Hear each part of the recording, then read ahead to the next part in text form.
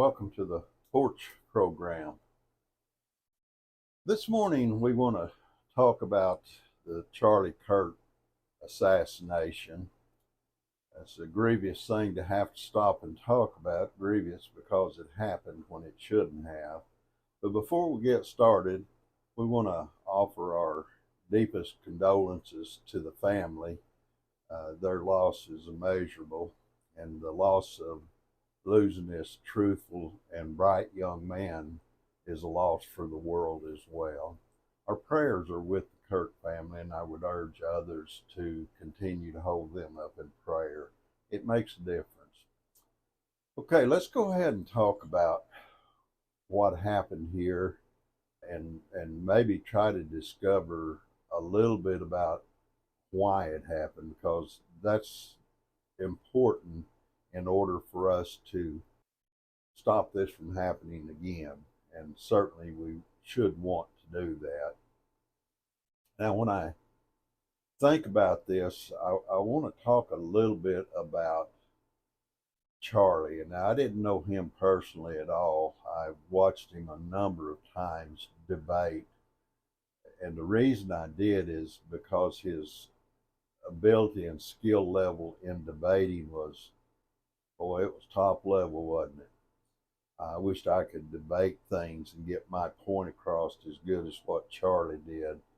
But he was a extraordinary young man.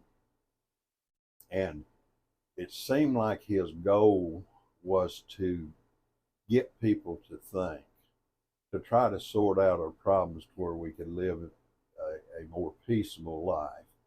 And that is certainly a good goal. And I think, at least in part, that was where he was going with it. Now, here's something I find interesting.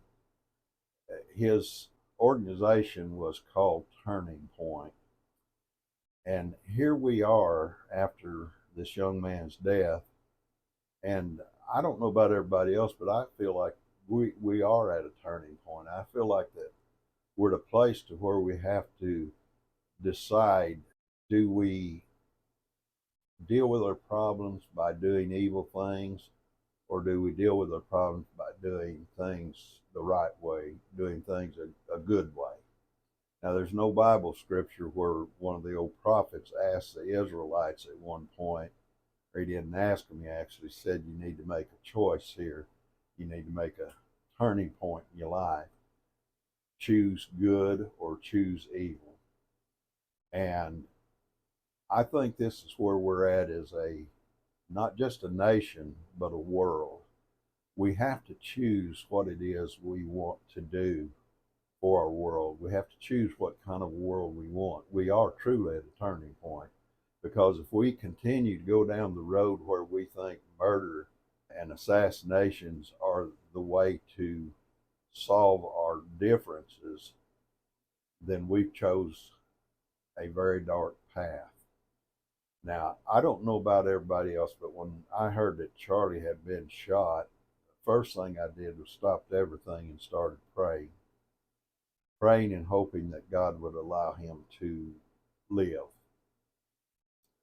And then only, probably 30, 40 minutes later, we got the news that he didn't make it. That was painful for countless thousands of us. Not to even try to equate this to the loss that his family felt, because we can't. Their loss is far greater than ours. But there was pain there, there was hurt. And I was listening to a story last night about training. And one of the things they said, they were learning to go through rough terrain. And when they'd step on a briar, it would cause pain. They understood pain, but they took it a little bit further. They said, this pain is information. Now, I want you to listen. Pain is information. It tells you that you made a misstep. And we all felt pain when Charlie got assassinated. And I think if we want to do anything admirable out of this, we need to take that pain as information. That information tells us what? It tells us that we've made a misstep in the way we've decided to do things. It tells us that we need to reconsider this.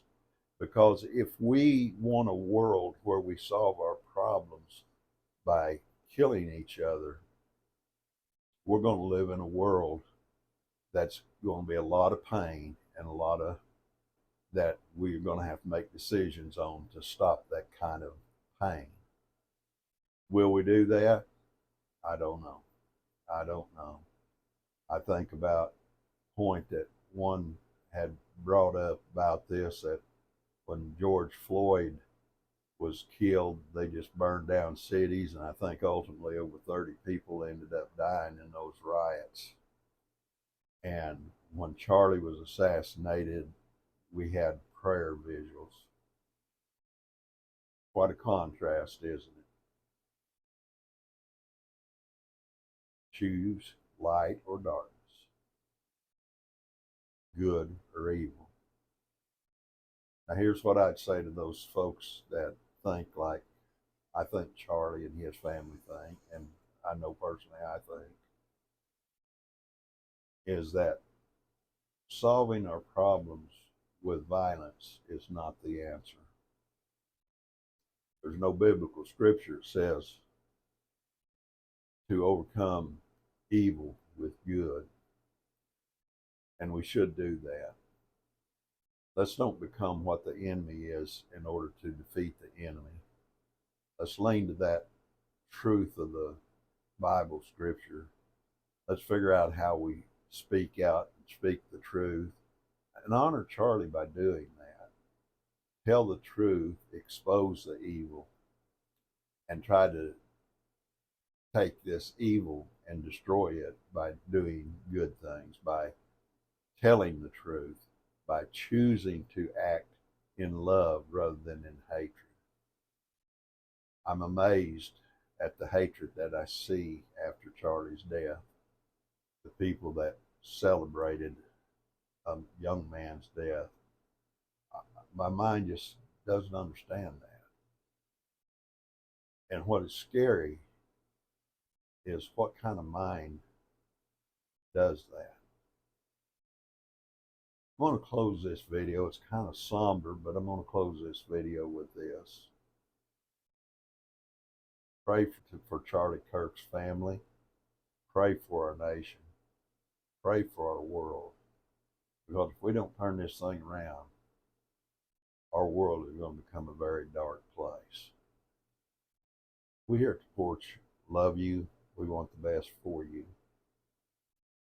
With that said, may God bless. And you guys have a good day.